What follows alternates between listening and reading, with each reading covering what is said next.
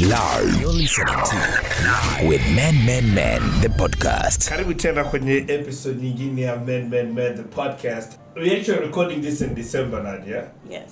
But you probably get to listen to it, or you get to watch it, or you get to access this episode in the year 2024. You know the part when they say, I don't know if it's one, I think it's one of the movies when they say, if you're reading this message, it means you've made it.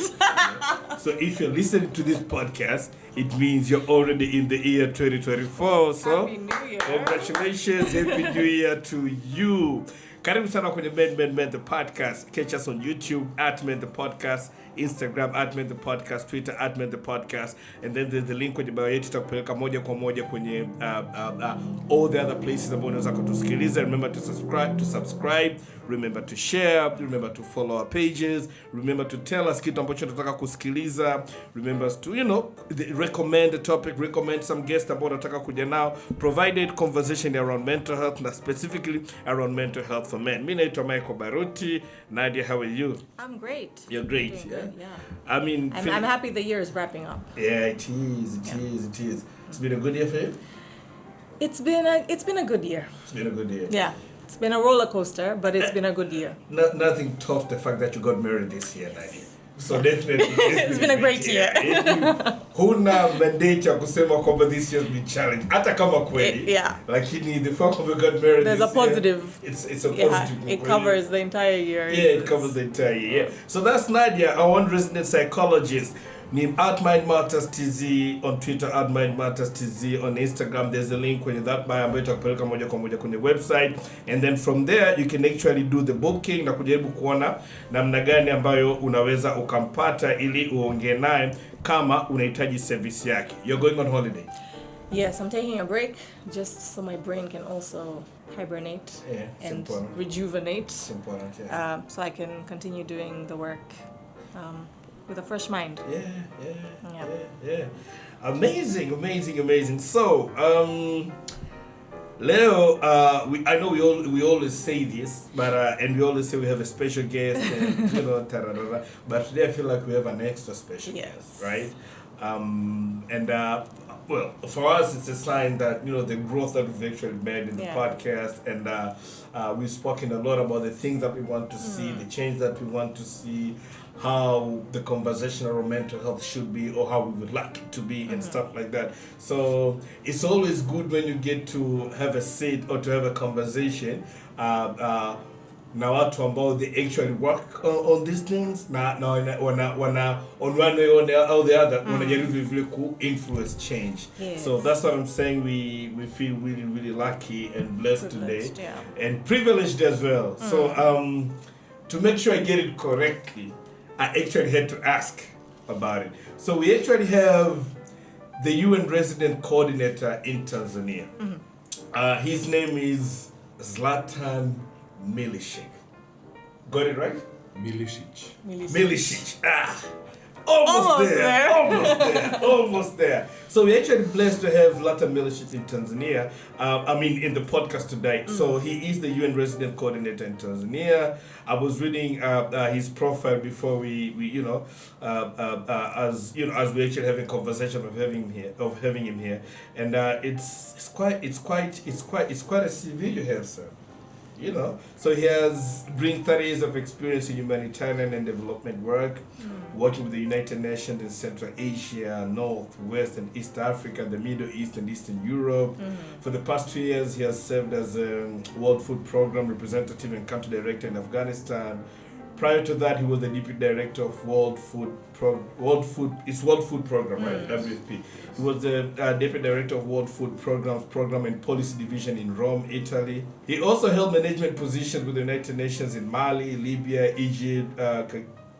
I usually don't know how to say this. Kyrgyzstan. Thank you. Tajikistan, and then Lebanon, Somalia, Burundi, South Sudan, and Rwanda. Prior to his career with the United Nations, he was a lawyer in a private practice. Zlatan holds a bachelor degree in laws from the University of Sarajevo and Master of Arts degree in International Politics and Security Studies from the University of Bradford. Quite a high achiever, sir. Well, that was very quick, so. quite a high achiever. So I wish I would say I try, but it's better to say it just happens. It just, and sometimes they say it's good to toot your own horn, and acknowledge the success that you've actually had. Thank you. Yeah, so it's actually nice to have you here. We feel very honored, we feel humbled, and it's always good when you get to to speak to people of such caliber. For us, it actually means our work is actually seen. So it's it's a little bit of a validation for us as well. So we appreciate having you here. My first question is, I know we were talking before we started recording. You'd actually say you've lived in Tanzania for 4 years now, right? But you've moved around a lot. Yeah, you've moved around a lot. And my question is, how do you bring the balance when it comes to your family as well? Like with, up and moving all the time, and how does it work? I mean, on one hand, I think it's a good thing you provide experience, but on the other hand, the whole thing of stability for kids, and how does that work for you? Well, I feel that we have managed to balance it reasonably well. I started traveling because after I have studied and graduated in law and started working back home, which was Yugoslavia at the time, then we had this horrible war happening in the area where I live in, which is now an independent country called Bosnia-Herzegovina. So that war experience changes everything, like for many people. You stop being a lawyer. I was privileged to have an opportunity to join the UN High Commissioner for Refugees office in Sarajevo, my hometown, during the war. And I felt that there was an excellent move and opportunity, because in a war I didn't want to fight on any side, anybody, There were other things in a war that happened that one would not necessarily be proud of doing, even if you're not a soldier. So working for an organization that tries to do humanitarian work is probably the safest thing you can do, both for general contribution, but also for your own integrity and self-respect. We are not perfect, but certainly we try our best, we hope for the best, and we do make efforts often when nobody else is doing that. So when I joined them, I worked with them in my country for about a year and a half, until I decided that was really not environment for me anymore. Not because of the bombs or shooting, but because of various things that go with working with international organizations, crossing the front lines and other things, and it becomes hectic and difficult and challenging and threatening. People arrest you, people intimidate you, people want you to spy for them. So I left. Luckily, I had an opportunity to take this master course that you mentioned at that time, and that was very good, including for my mental health. But after about 2 years of war and everything that goes with it, and seeing what I saw in the first phase, I even worked for the War Crimes Commission of the government, and that is really showing you all kinds of horrible things that you as a 25-year-old couldn't imagine humans would do, even though you read about it in the history books and so forth. So after that, I guess it was a natural way to continue to try to work in some kind of similar work. So I had the opportunity to join the World Food Programme in Rwanda, but that happened right after the genocide, immediately. So even there, you come into a very challenging, difficult, charged environment with a lot of sadness and terrible things that have happened. So I'm not intending to go country by country, but during my, let's say, earlier ages or ages before I had the family, I have moved a lot. And wherever, I was asked to go to a new emergency, I generally agreed and I went. And that's why on the list you see quite a few countries. Since we have had kids, I have always tried to be in a reasonably stable environment where I could be with the children. So being in Burundi, when our first child came, I asked my employer, which was WFP at the time, for a family place, and they put me in Nairobi to cover Somalia. So I traveled a lot to Somalia, but as a family we lived together. However, there I had an unfortunate incident where I got attacked by robbers in front of my house and shot by them. Not very serious, I didn't have major injuries, but I was kind of shot, went to the hospital, etc. So of course my wife with a 1-year child says, I don't want to live there. Of course. Where you get shot in the car that your child is being driven in front of your house. So then that was the time that we had to separate for a while. I went to Lebanon, where there is another episode, because there was the war between Israel and Hezbollah at the time, and things happened there as well. So then again, after that, I was trying to find, a family location, and we all moved to Tajikistan, which was a stable and peaceful environment. Lacked certain basic facilities when you have a 1-year-old and then you get another baby a year after. So we had a baby and a 2-year-old and very poor health facilities. So when they're sick, you don't really know what to do, where to go. So, but we did our 2-3 years there. And from there we went to Cairo, again, in an attempt to be in a family place, where I was a deputy regional director for WFP for North Africa and Middle East. Then my luck knocks on the door again. About a year and a half after we have arrived, there is a revolution, the Arab Spring. And you have probably heard and remember that Egypt was one of those countries where things were not safe and stable, at least for a while, and then they were politically quite unstable for quite a while. So again, my family, we now had 3 children already, age 1, 3, and 5, goes back to the UK, where our base is. I stayed there for a while again, and then I moved to Libya, because what's the point being in a family place if you cannot be with the family, right? And that period lasted for about 2 years, between my last few months in Cairo, Libya, and then Mali. And at that point, I was basically told by my wife very clearly, if you want us to rejoin you, you have to go to Rome, which was the headquarters of the World Food Programme. I don't trust your family duty stations where I go and then a year later we have to move because of a war or revolution or shooting or whatever. So then we went to Rome, and there we managed to have a stable 5 years together where I worked. And then the clock ticked again, and I had to move, or we had to move. We made a conscious choice that as a family, we would stay based in Rome. The family, everybody would stay there, and I would work in Afghanistan and come and visit.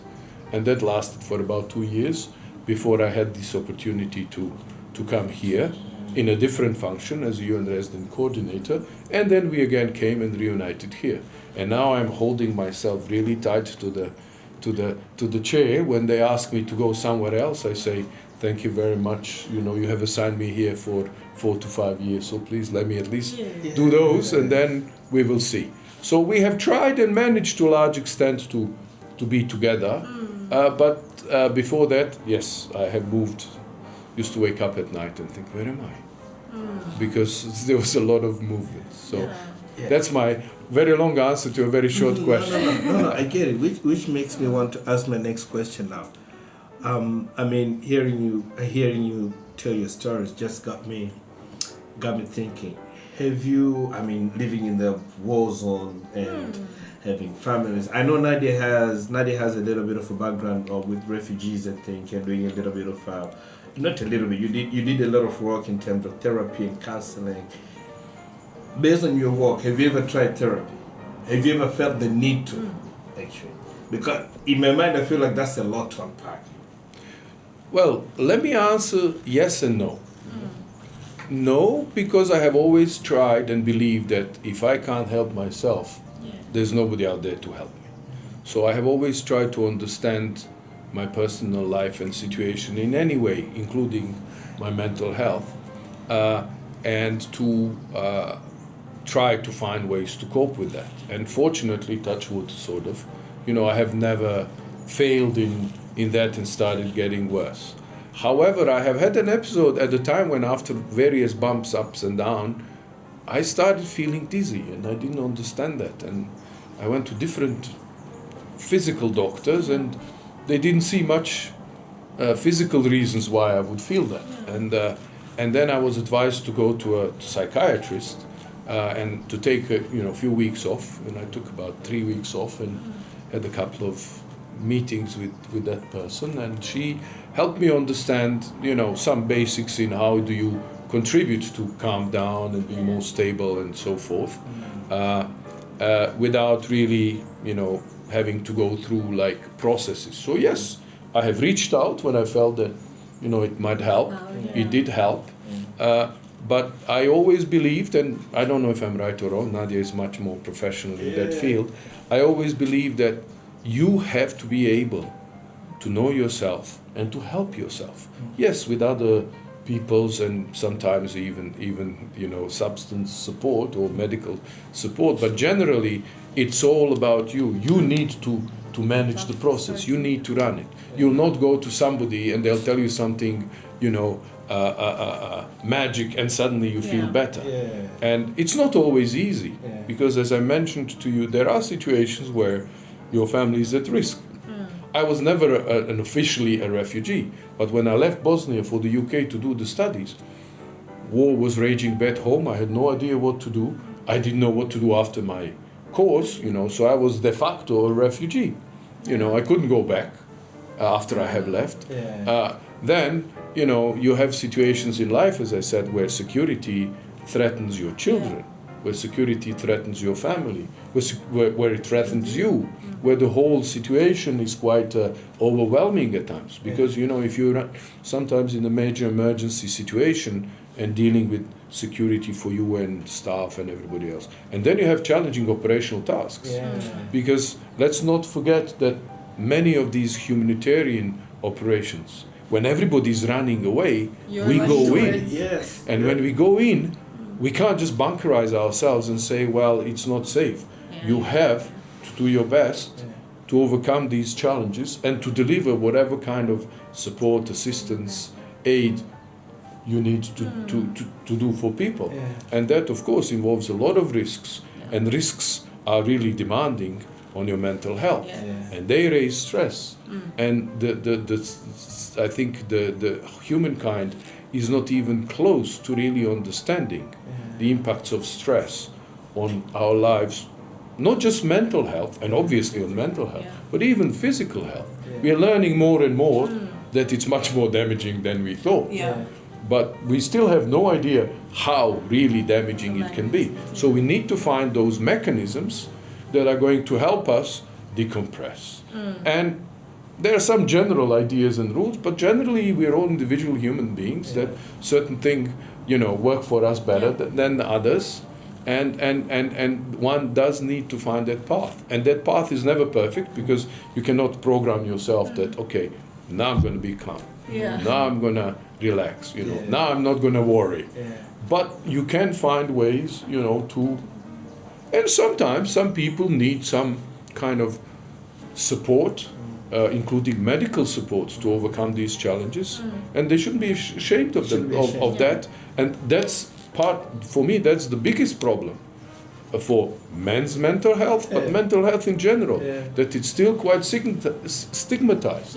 When I was young, you were either sane or you were crazy. There was nothing in between. And once you were called crazy, it's going to take years, if ever, to get out of that code.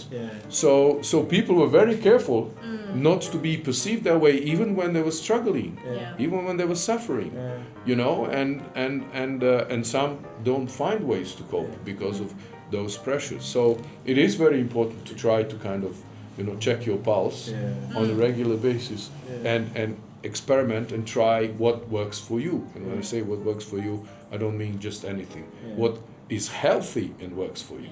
So many people think, a bit of alcohol, a bit of substance, and I'll relax. You might relax 1 day, 2 days, whatever, but certainly is putting your body into a situation where you're even more exposed to getting more stressed, more anxious, more disturbed by these things.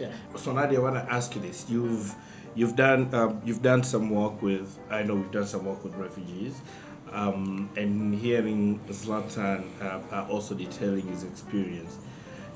I like what he say about, being able to find out what actually works for you, because a lot of time I sit here and always, think try therapy, and that is one. It's one approach. It's one approach really, and I think most of the time I say that because I feel like it's the one that has actually been certified and has been tried and has been tested, and we have a lot of testimonies that it has actually worked, but share with us other options that we might have, and especially of the point that is said about it's so important for you to find out what actually works for you in that kind of situation. How does that come about? So one thing I want to also kind of push home what Zlatan said. The buck starts with you and it ends with you. Even when you go see a therapist or a doctor, at the end of the day, I need to say, okay, yes, I'll take those pills that you're prescribing. I need to go buy them. Even in the therapist's office, most people think we do magic. We don't read your mind. You have to still sit with us and be vulnerable and actually share what's going on and be open to trying the different coping strategies and mechanisms and, experiment on some of the tools that the therapist will then share with you. But all of the work, and I think that's something I tell my clients all the time, like doing the work is the shortcut and you're the one doing the work. I'm just like a passenger in your car that's there to say, okay, do you see that horse crossing the road? Do you really want to take that turn? Which turn do you want to take? So at the end of the day, you're doing all of that work. So it's important for us to also keep that in mind, that you are the expert in your life, you're the expert in the stress that you're experiencing, you're the expert in your health, you're the expert in your well-being, right? And so you know more than even the therapist knows about you and your personal experience. And it is highly your responsibility to see, okay, what am I doing that is facilitating my life and well-being? And it might not be working, it might not work for someone else, but it might be working for you as long as it's a healthy mechanism, right? And also being open to exploring, right? So the psychologist, the psychiatrist, the doctor, they're the expert in medicine, in psychiatry, in psychology, right? But you're the expert in your life. And you're the one experiencing the stressors, you're experiencing the traumas, you're experiencing these difficulties. So that's one thing I think it's important for us to keep in mind. And at the end of the day, like what the therapist does, right, is teach you how to do that work that she's doing or he's doing with you in the therapy space on your own. The aim is for you to let go, because it's like a crutch. Something when you break your leg, you need to use that crutch so your leg can heal. Yeah. Eventually you have to let go of that and walk on that leg. And it might be painful initially because you're still exercising it and you're still, your ligaments are still just, they're healing. But there is, if you continue to hang on to that crutch, then we're not even trying to see whether or not we're able, to bring the health back into that space. So I think that's important for us to remember. And for us who are thinking of reaching out to a therapist or any health care, right? Because even your doctor can do all the tests and tell you this is what's wrong. And a lot of, right now, the issue that a lot of the research, a lot of the doctors are seeing is a lot more of the non-communicable diseases and illnesses that are more prevalent, that are becoming even more prevalent. And these are all lifestyle. This is all you. And so the doctor can say, yes, you have cholesterol, but you need to then change your lifestyle to manage that. Or you have diabetes type 2, it is a lifestyle. It's something we've been doing repeatedly that has brought us to that space. And it will be something that we do repeatedly that will take us out of that space into a healthy space. 100%. So going back to your question, I just wanted to stress that because I get that a lot, that people will come and say, okay, this is what's going on, but help me. And I'm like, okay, let's do the work. I will ask you the right questions, but you're doing all the work. Like, I like to put that out there, that you're doing all of the work in sorting that out. There isn't any magic spell, or even when you're experiencing a mental illness and you get medication, at the end of the day, you still need to do the work, because that medication needs to then be weaned off, depending on what condition you're dealing with. But I think that's important for us to stress. Zlatan, I usually say that the greater the risk, the greater the reward, right? I think that's that statement. They have been saying that for a long time. not many people challenge it, so we can take it. We can take it, and this is me asking you because I feel like a lot of people aspire for this, for your kind of job that you have. People feel like, oh, it's all rose and glory. You're a coordinator, you travel, you've seen the world, and people tend to see the glory, Yeah. but they don't tend to see the guts and what it actually takes. That you've been stressed, that you've been under Yes. pressure, that you've been shot, that you've been Yes. arrested, Yeah. that your family is saying, "Where are you, Dad?" Yeah. People don't get to see that, and I think us having you here it kind of gives that a little bit more. You kind of letting us in and try to say, okay, guys, it's not all that is cracked up to be. There's actually a lot of other things that actually are going on behind the scenes. Yeah. So if you were to speak for people actually aspiring or they're dreaming of getting to where you are, right? What would be your advice, or what are the things that they should actually look out for or should be prepared for? Well, as I said, what happened to me was really not a free choice. It happened because there's a war, so you do what you believe is best at the time. Yeah. Then you leave the country, then again you do what you believe is best at the time. Yeah. Then you reach a point where you say, what do I do now in my life? Then you again do what...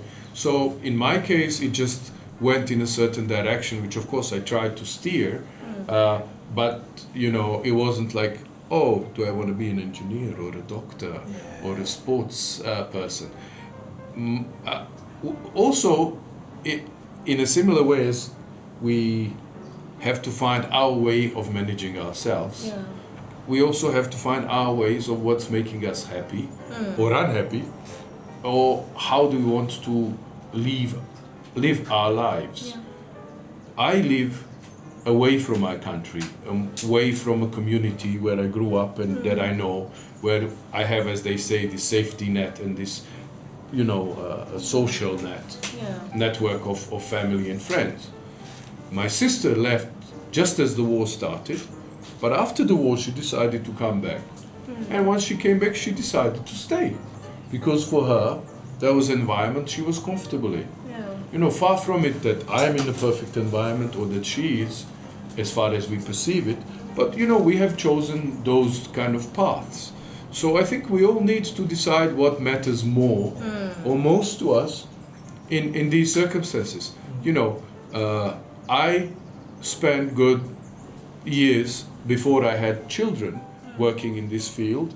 So during that time, at least, I didn't have that very important aspect to think about. Many people don't have that choice. Many people, even when they try to start doing what I'm doing, they already have a family and responsibilities in that field.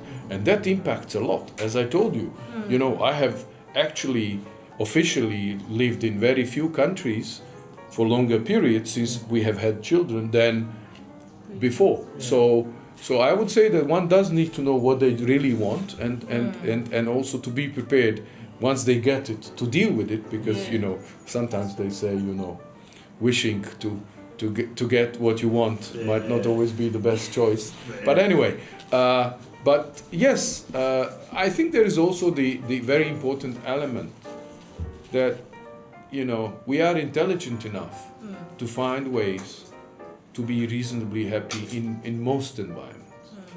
So whether you're in environment A, B, or C, you need to do your best to be appreciative and enjoying it. Because you can complain in any environment. You live here, you say, oh, it's really, really hot, it's sticky. You go to Europe, say, oh, it's cold, it's snow, it's dark. You go to one place, oh, it's very green. The other one, oh, it's very gray.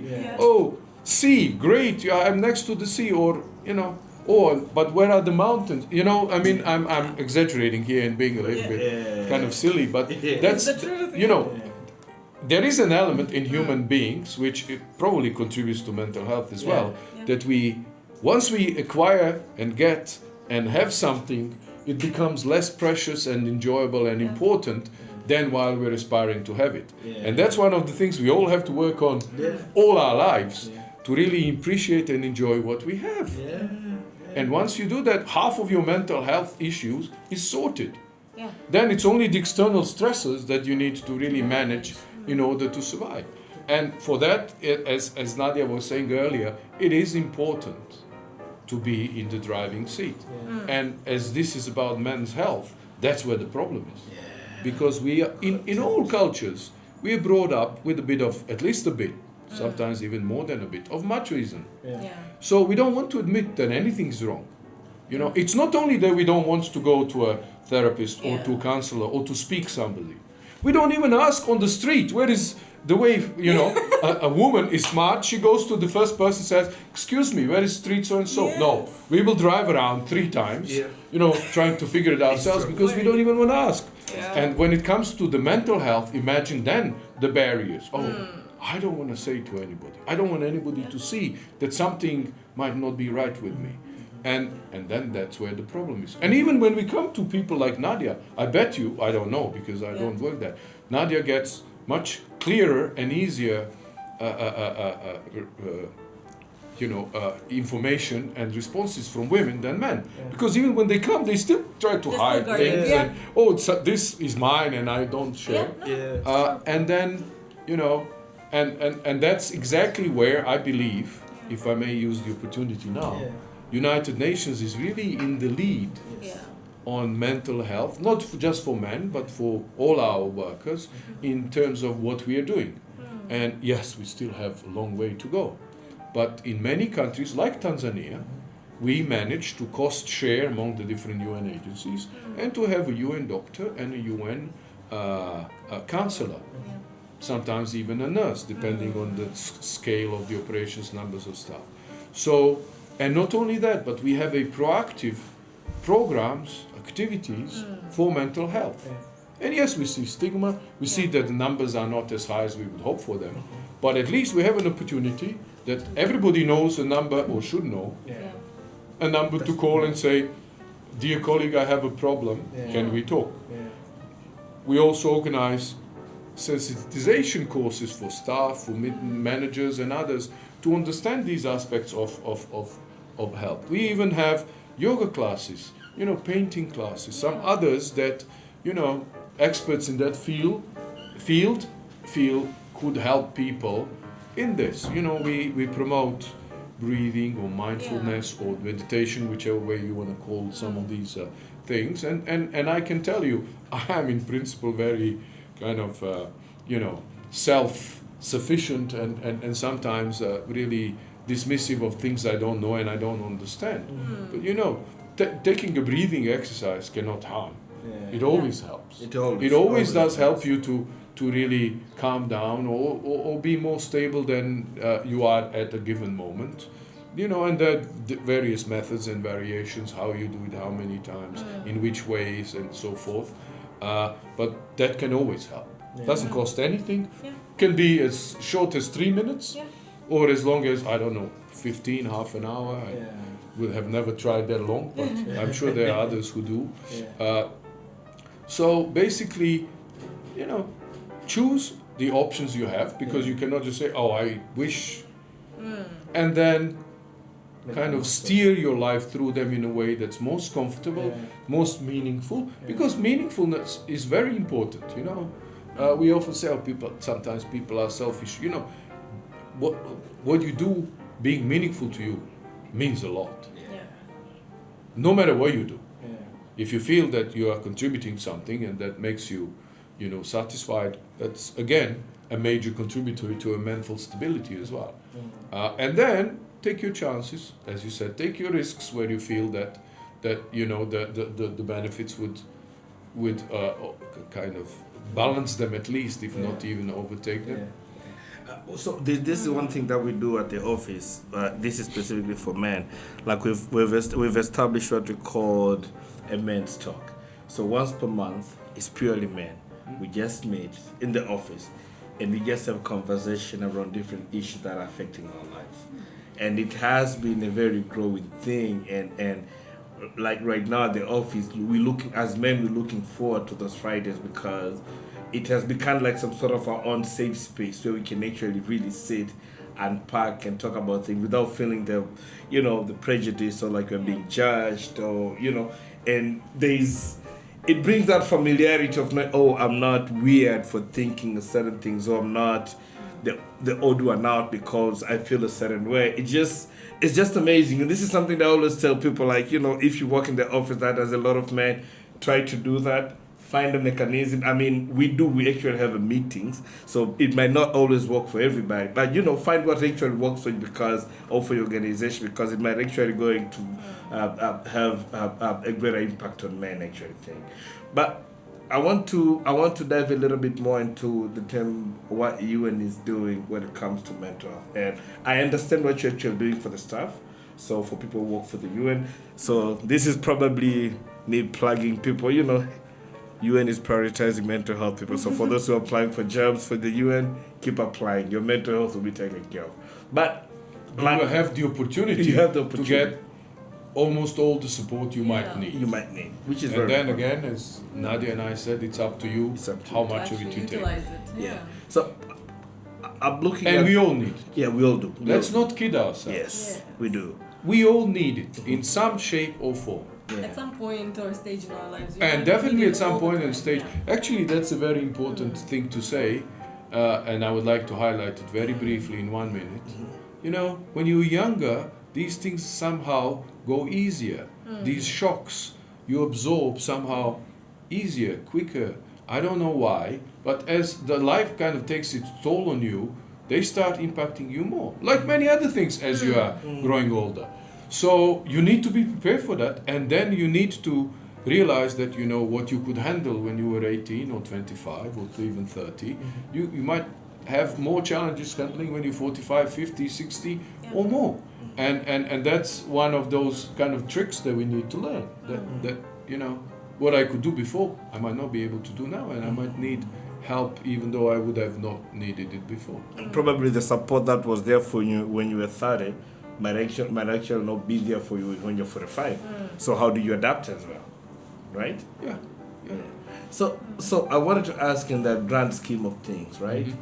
Are there I wouldn't say projects or programs, but are there things that the UN is actually doing now in terms of, and I'm not, this is just it's not just me asking for men per se, but this is me asking for the larger community, the Tanzanian community, that is, are there things that the UN is actually doing on, and this is us being a little bit biased here, on mental health? Well, as I said, we have seen the gradual understanding in shift from doing absolutely nothing to doing almost very little to doing more and more for mental health by the governments, by the society, including by United Nations, its organizations. Clearly, it depends in which environment you are, how relevant and needed you are. Yeah. In a society which has a war, has had a war, or has been in a kind of on and off war situation for the last 40, 50 years, obviously the needs are much higher, much more complex, much more sensitive as well than they are in a society that has been stable, peaceful for decades. And the programs of the UN organizations obviously reflect that. So in some countries we have very pronounced, very strong psychosocial support, therapeutic support, mental health support programs to the government, through the government, or directly, or even through the civil society and professional organizations. I would say that Tanzania is happy and lucky that it doesn't have many of the major shocks and stresses that some other countries have. You have had peace for many years. As somebody who comes from a country that's had a war itself, and somebody who's worked in so many countries that have had war or were in the war when I was there, I can tell you this is an asset, including for mental health. Yeah. Because the people of Tanzania, they don't have that memory of the tribal, regional, political wars and conflicts that look around you. You have seen almost many countries if you start looking north. Yeah. So that's the starting point. So obviously the program of the United Nations in Tanzania would be less about mental health and kind of stressful situations and recovering from stress and than are in others. But we do here also support the government and civil society organizations or others in contributing towards improving, strengthening, educating people about mental health. It's obvious. I mean, a very good example Well, one thing that I have to highlight is that this is a country where the government is running the country, and the United Nations is largely supporting to improve the systems and structures, to complement them, and then where we feel there might be gaps, to kind of try to step in through civil society organizations and others to kind of complement that. And that's how we see our work. You mentioned Sustainable Development Goals. There is 17 of them. We want to achieve them by 2030. We look at where is Tanzania on the 17 goals, what is being done about those, how fast are we progressing, and then we as a UN system, we develop a cooperation framework with the government that we will particularly focus on here, because those are the areas where uplifting needed to be the most, or we are leaving people behind, or where UN has resources, expertise, and knowledge to do something. That's how we work. So, most of the things are about really helping, and I think that's very good, and structures of the country, of the system, rather than kind of stepping in saying, budge over, I take over to provide relief, to give assistance, and so forth. And that's good, but of course, building systems is much slower than, coming in and providing a service on the spot. It's true. So we do have various programs with different stakeholders where we're trying to promote, well, first at the global central health level, and we are seeing movements. You are reading your papers, you are following the progress, and universal health insurance schemes and other things are all aiming towards, improving the general health coverage of the people of Tanzania. In respect to mental health, as I said, we have projects where we're trying to learn. We have others where we're trying to support those who want to innovate and learn. And we're trying to support the government in different ways to strengthen their own capacities, their own knowledge. The very important thing in general is the databases, the baselines, knowing what's going on, where the problem is, before you know how to address it.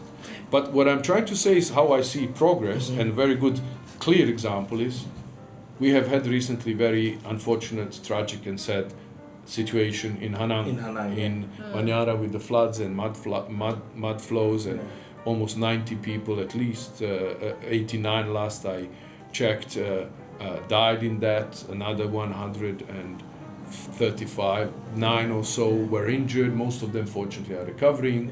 700 lost everything, staying in schools. 10,000 considered to be affected, of about 30,000 or 27,000 of people who live in that area. So 1/3 of population of the whole region has been affected in one way or another.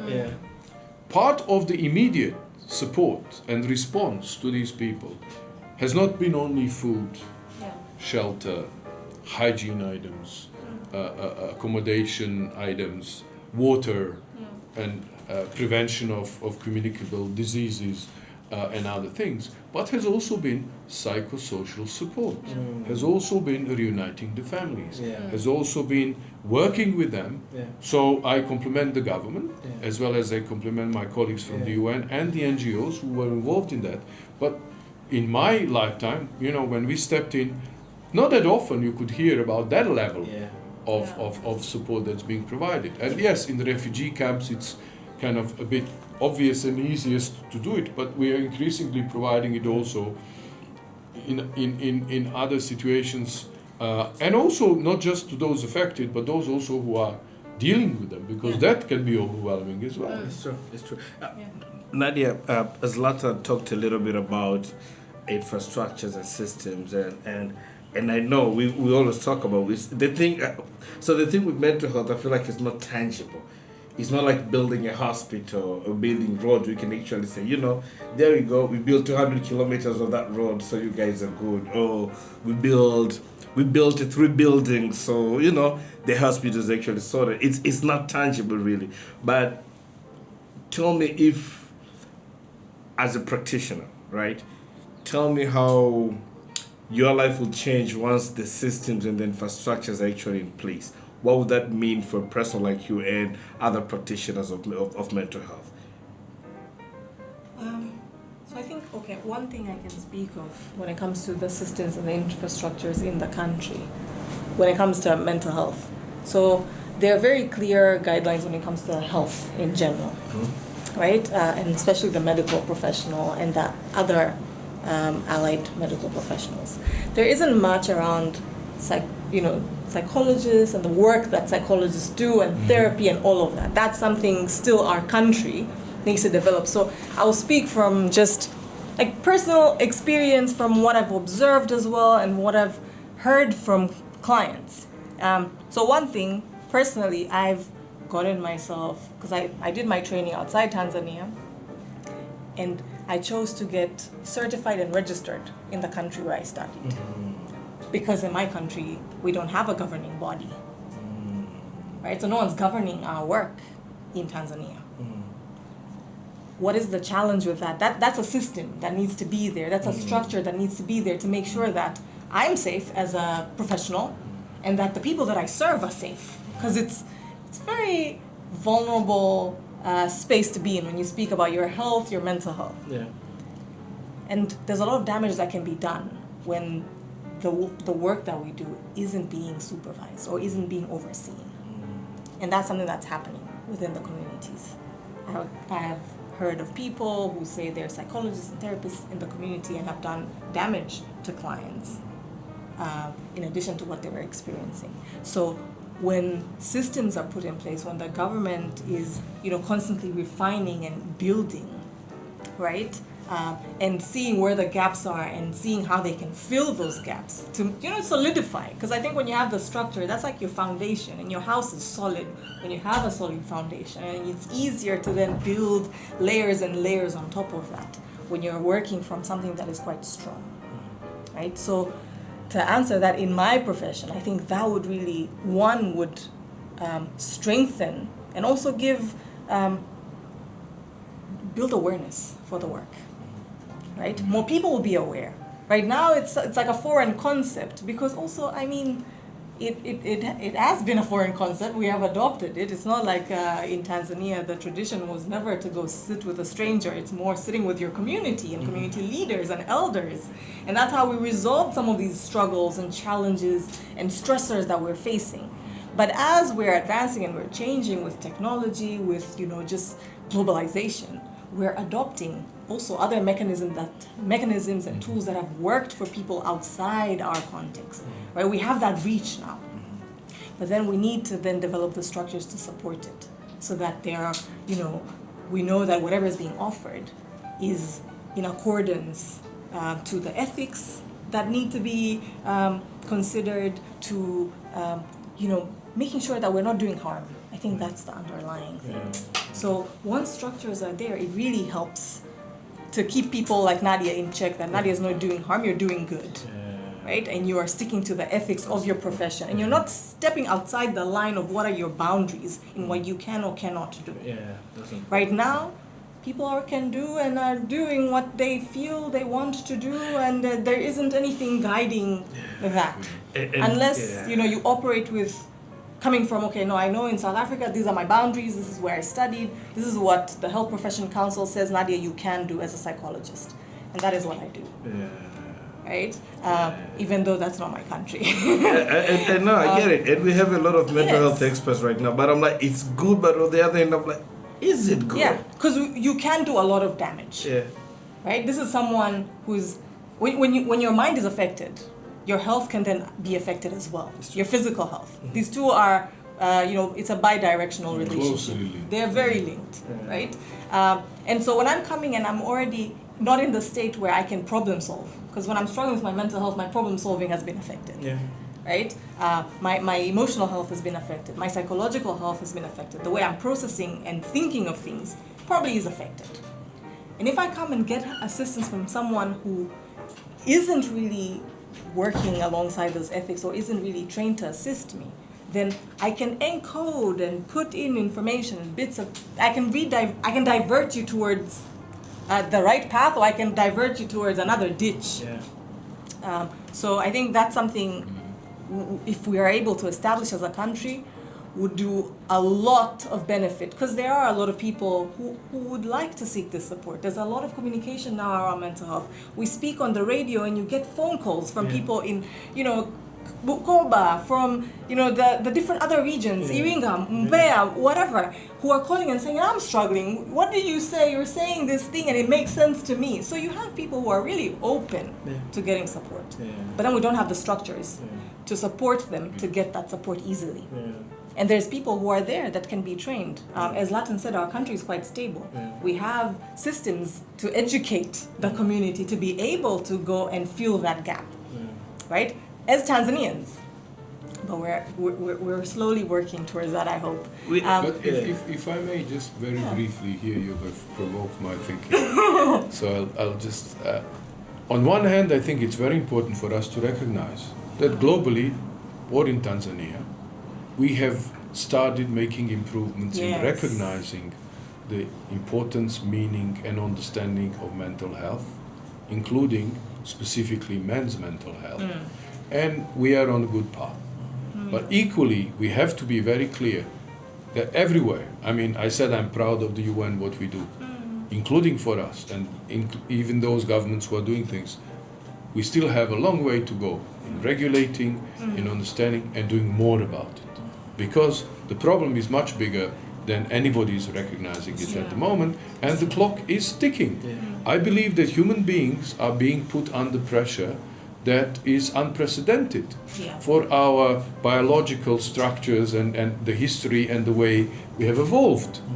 We are now having to deal with things that nobody ever did before, and we need to find ways to cope with all these technological we call them advancements, but they're also demands and responsibilities and the busy life we have.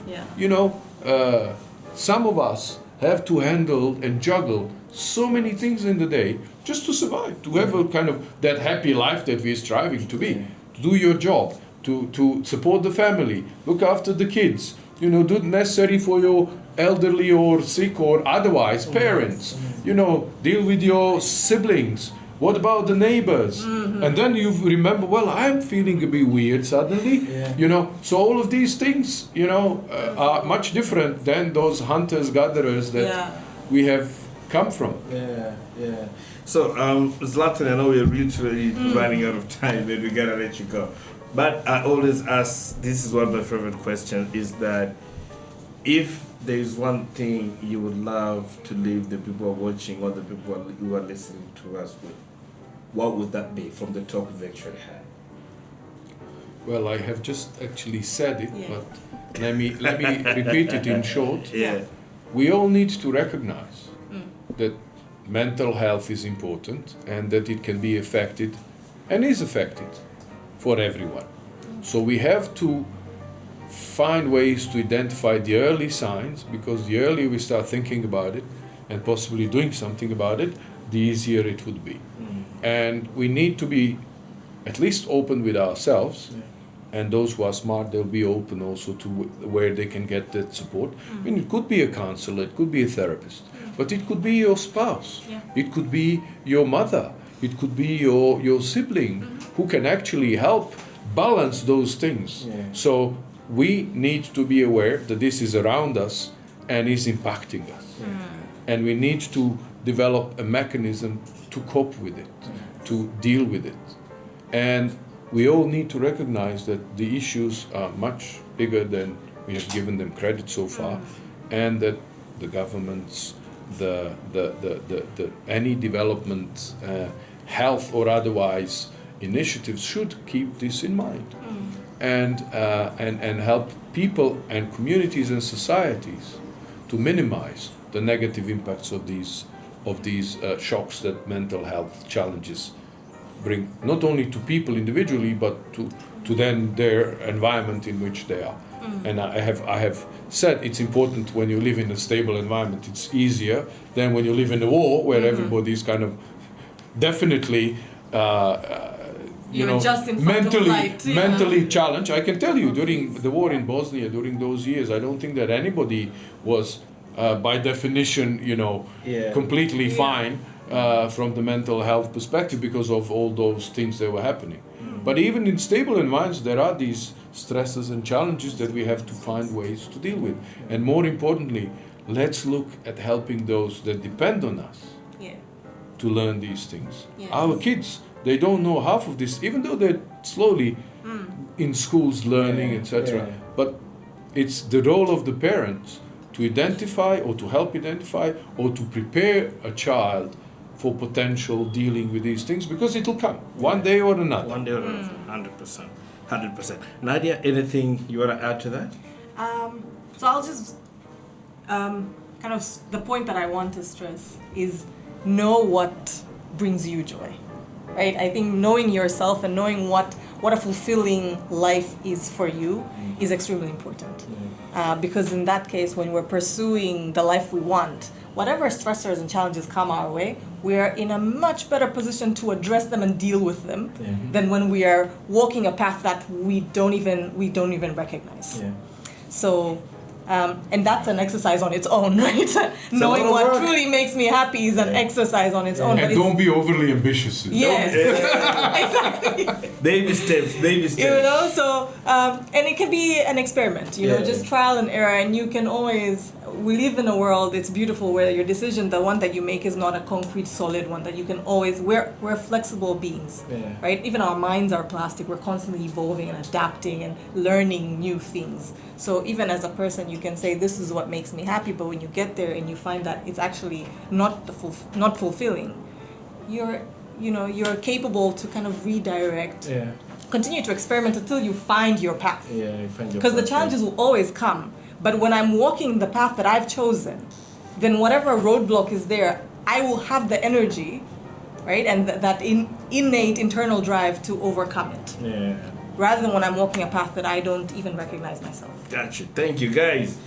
This has been one of those episodes about the conversation that's been really, really interesting. So, Zlatan, thank you for so showing much. up. Thank you for coming out. I hope we get to do more of this. I hope we get to have more conversations around mental health in general. Kudos to the job that you're doing.